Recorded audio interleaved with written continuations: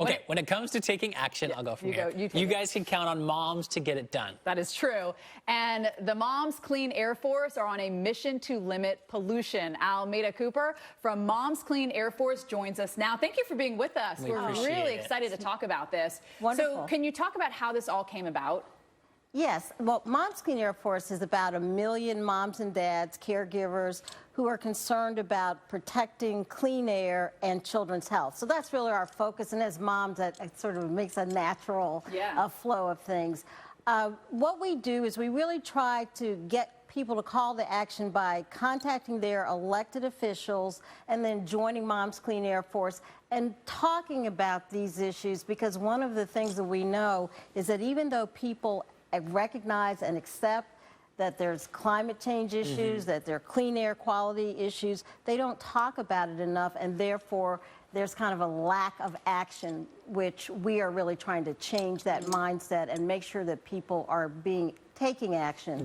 Becoming doers, which was what you guys are doing. I know some people from the force, some moms from the force, maybe talk to the EPA. Yes. Are you guys focusing on like vehicles, big trucks? What was that conversation like? So one of the things that has really been kind of the silver lining of the pandemic is that the EPA has had public hearings electronically. So that's allowed many more members of the public to be able to voice their concerns and opinions. What we do at Moms Clean Air Force is that we encourage people to share their personal stories about how pollution is affecting them, how emissions from heavy trucks, buses affect asthma and their children and those impacts. So that helps to give the EPA folks, you know, an idea that this is real and that how it's affecting real people. Yeah, and just last week, the American Lung Association released an annual report that found 40% of Americans are living in polluted areas.